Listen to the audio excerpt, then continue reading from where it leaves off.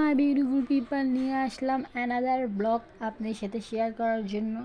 তো চলেন শুরু করি। আমরা কোথায় গেছিলাম? আমরা গেছিলাম পিঠা উৎসব। এটা অলরেডি শেষ হয়ে গেছে, বাট আমি অনেক লেট ভিডিও আপলোড করছি। সো গাইস, ওই দিনের মেকআপটা আমার এতই ফ্ললেস, এতই সুন্দর হয়েছে বলার মতো না। তখন আমার ট্রেনের জন্য কাজ শেষ, এখন আমরা বসে গেছি মেট্রোতে। সেই দিন মেট্রোতে এতই জ্যাম ছিল, এতই ক্রাউড ছিল বলার মতো, অনেক ভিড়।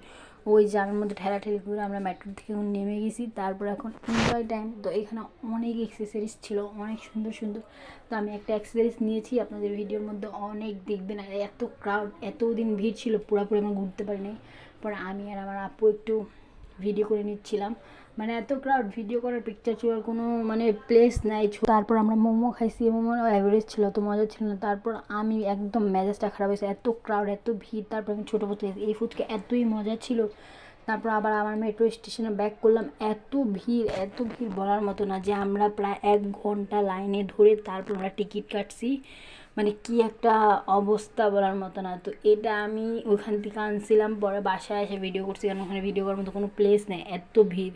একটা ব্রেসলেট দিয়েছিলাম, এটা অনেক সুন্দর আমাকে লাগছিলো, ফ্লোলার। তো আমি বললাম একটা নিয়ে নিই। আর এত প্রাইস, বাপরে আপনারা কী বলি, অনেক প্রাইস। দামাদামি করে না। লাস্ট দিন, শেষ দিনের দিন আমরা গিয়েছিলাম, তো এমন অবস্থা, এত নাজেহাল অবস্থা যে আমরা পুরো মেলা ঘুরতে পারি নাই, ভিতরে যাইতেও পারি না। মানে এমন নাজেহাল, কিছু শপিং করতে পারি নাই, খেতেও পারি নাই। কিন্তু একটু এনজয় করছি, অনেক দিন পর গেছি। আর আমি ফার্স্ট টাইম গেছি আমার বোনের সাথে। তারপর বাসায় ড্রেস চেঞ্জ করার পর আমি নিজেকে একটু নিয়ে নিয়েছিলাম ক্যামেরাতে। তো আমি আবার ঈদগাহ মাঠ গেছিলাম খাইতে। তো তারপর এত ক্রাউডের ভিতরে তারপর ঈদগাহ মাঠে যাওয়ার পর আমি খাইছিলাম হালিম। আর একটা রেস্টুরেন্ট টাইপের বসছিলাম, অনেক সুন্দর, মানে ওখানে ডেকোরেশনটা অনেক সুন্দর ছিল। তো আশেপাশে মানুষ ছিল, তাদেরটা নেই, তারা আনকমফোর্টেবল ফিল করতেছিল। তারপর আমি নিজেরটাই নিলাম অনেক। আর ওই দিনের মেকআপটা মাশাআল্লাহ আমার এত বেশি ভালো হয়েছিল। তারপর আমি খাইছি আমার favourite as usual French fry. এই ফ্রেঞ্চ ফ্রাইটা অনেক মজা লাগে। আর আমরা ওইখানে কিছু খাই নাই, বিদায় আমি বলছি যে ড্রেস চেঞ্জ করে চলো আমরা যাই, খেয়ে আসি। তো অন্য জায়গায় যাওয়ার কথা ছিল, বাট টায়ার্ডের জন্য আর যেতে পারি নাই। বাট এখানে এসে তখন খাই। বারবার আমাকে ভিডিও করছিলাম, কারণ আমার মেকআপটা এতই সুন্দর সেদিন হয়েছে যে বলার মতো না। আমাকে নিজের থেকে নিজে প্রেম হয়ে গেছে, মানে এমন অবস্থা।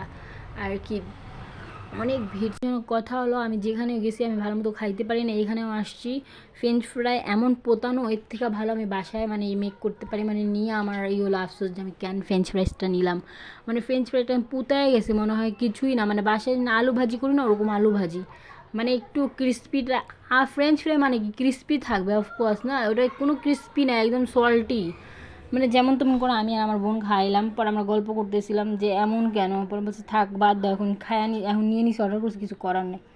আমি বলছি এরকম করে কাউকে বেচার দরকার নাই, মানে না পারলে নাই, মানে এমন কি মানে বলবো, বলার মতো কোনো ভাষাই। একটা কোশ্চেন ছিল আপনাদের থেকে, আপনারা কেমন টাইপের ভিডিও চান আমাকে একটু কমেন্ট করে অবশ্যই জানাবেন। আমি ওরকম টাইপের ভিডিও করার ট্রাই করব, কারণ আমি ট্রাই করলে তো পারবো ইনশাল্লাহ।